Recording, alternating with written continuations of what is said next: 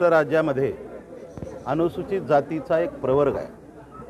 त्यामध्ये प्रामुख्याने 59 जातीचा समावेश आहे. 59 जातीपैकी 58 जाती ह्या उपेक्षित दलित म्हणून त्या ठिकाणी संबोधल्या जात आहेत. अशा पद्धतीची परिस्थिती आज आमच्या या ठिकाणी निर्माण झालेली आहे.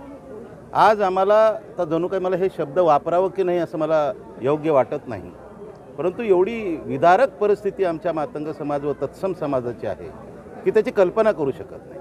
आमचा फक्त सामाजिक राजकीय व्यवस्थेसाठी त्या ठिकाणी वापर केला जातो. बोंडस आश्वासनं मात्र दिली जातात, परंतु त्या 18 विश्व दारिद्र्यामध्ये असलेल्या मातंग समाजाचा व तत्सम समाजाचा विकास मात्र होताना दिसत नाही.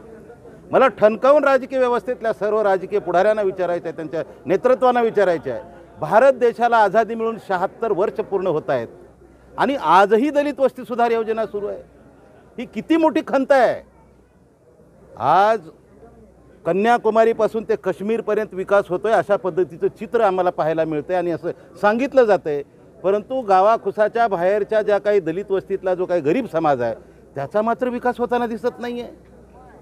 आमचा राजकीय वापर केला जातो, सामाजिक वापर केला जातो, परंतु आमच्या रोटीचाच मात्र विचार केला जात नाही. आमच्यामध्ये मोठ्या प्रमाणामध्ये शिक्षणाचं सुद्धा प्रमाण कमी आहे. मातंग समाजामध्ये आमचं दुर्दैव आहे की सुदैव आम्हाला समजणार नाही, परंतु आमच्यामधला एकही आजपर्यंत डायरेक्ट IAS आणि IPS होऊ शकला नाही. ही शैक्षणिक परिस्थितीमध्ये सुद्धा आम्ही मागार आहोत. आर्थिक परिस्थितीमध्ये कुठल्या उद्योगाला चालना मिळाली नाही त्याच्यातही आमचा समाज मागे आहे. मात्र वेगवेगळे प्रलोभनं देऊन राजकीय पक्षांनी आमचा वापर केलेला आहे. आता वापर होऊ देणार नाही म्हणून जनाधार मोर्चाची या ठिकाणी निर्मिती झालेली आहे.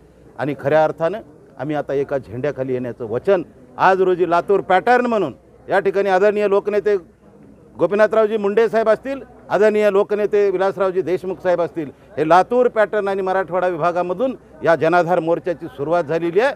या ठिकाणी मातंग समाजाचा विकास आणि तत्सम समाजाचा विकास हाच जनाधार मोर्चाचा ध्यास असेल अशा पद्धतीचं हे संघटन आणि या झेंड्याचा या ठिकाणी अनावरण सोहळा या ठिकाणी पार पडलेला आहे.